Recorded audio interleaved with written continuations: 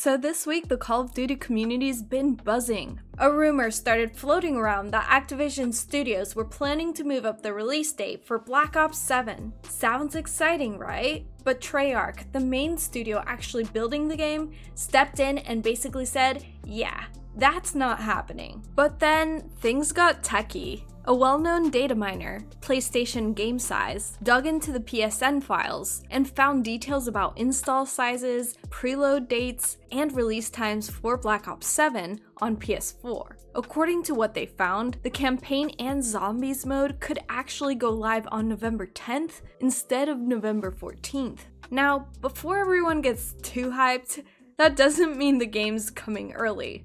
If Treyarch really planned to drop the campaign before launch, they'd be marketing the hell out of it to boost pre-orders, and we haven't seen any of that. Even the data miner themselves later said the early date could just be a PSN error, so it's not exactly confirmed news. And honestly, Activision has done split releases before, letting players dive into the campaign early while the multiplayer mode's still locked, but that's not the case this time. So, bottom line, the files might say November 10th, but everything still points to the original release plan. No early campaign, no zombies sneak peek, at least not yet. Still, it's Call of Duty, so who knows, plans could change any second.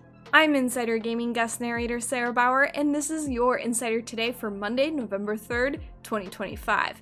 Hit that subscribe button, turn on notifications, and stay locked in. We've got all the gaming news you need to know. And for more exclusive leaks and insider info, head to insidergaming.com where the news breaks first. So, EA DICE just dropped a surprise update for Battlefield 6, adding a brand new mode called Casual Breakthrough.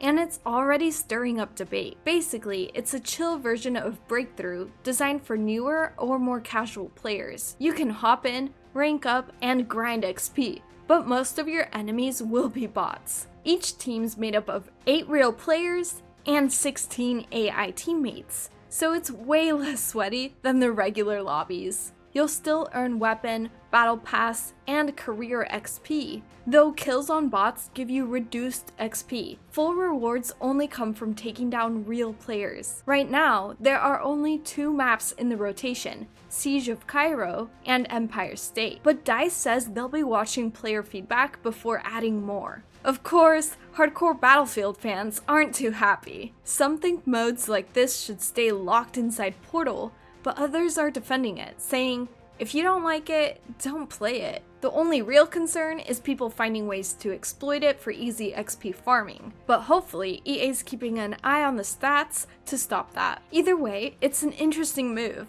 a softer on-ramp for new players, and maybe a good way to warm up before jumping into the real chaos. Some really interesting stuff just surfaced online. Screenshots of the cancelled Xbox exclusive, Contraband, have leaked, giving us our first real look at what the game might have been. If you remember, Contraband was being made by Avalanche Studios, the same team behind Just Cause. It was first revealed back in 2021 with that slick cinematic teaser trailer, but we never actually saw any gameplay. And over the years, the silence started to speak volumes. No updates, no showings at events, and eventually in August, it came out that active development had been paused while they evaluated the project. Sadly, that also came with a wave of layoffs, basically signaling the end. But now we've got a peek at what could have been. A UI artist's online portfolio revealed new screenshots showing off Contraband's interface and style. From what we can see, the game had a really cool retro-inspired design, kind of late 1900s vibes, with slick menus, old-school typefaces, and character models that fit that theme perfectly. It also looks like players would have teamed up in squads of 4 to take on maps, one of which, called Downtown, is shown in the images. Now, just to be clear, take it all with a grain of salt.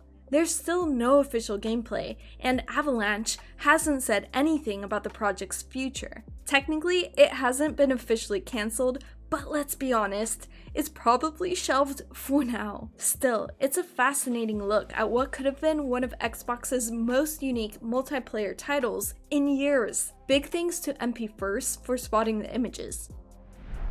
It looks like Just Cause 5 is officially dead, and even if it did come back, Avalanche Studios' own founder says it wouldn't be enough to save the company. Earlier this year, there were already reports that Just Cause 5 got cancelled midway through development, but now we've got confirmation straight from the source. Christopher Sundberg, the founder of Avalanche. He took to social media and basically said that the current state of the studio would make it impossible for Just Cause 5 to ever happen. In his words, even bringing the game back wouldn't save Avalanche. For some quick context, the Just Cause series started back in 2006 and was this huge, over-the-top, open-world action game that let you blow up everything in sight. It pushed the PS2 and Xbox to their limits and turned into a cult favorite for its wild stunts and chaotic gameplay.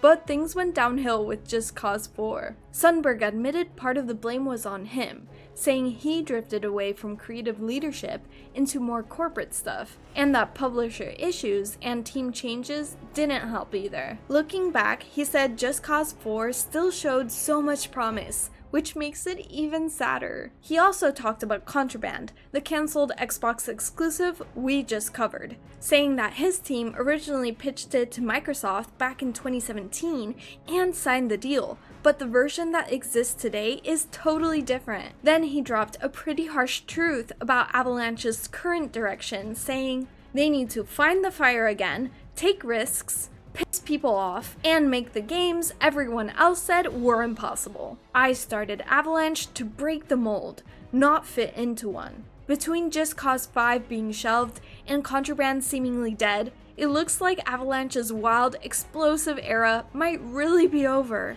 at least for now. That's going to wrap up today's news. Don't forget to subscribe along with hitting that like button. And of course, for even more gaming news and exclusives, make sure to visit InsiderGaming.com. I'm Insider Gaming guest narrator Sarah Bauer, and we will see you on the inside.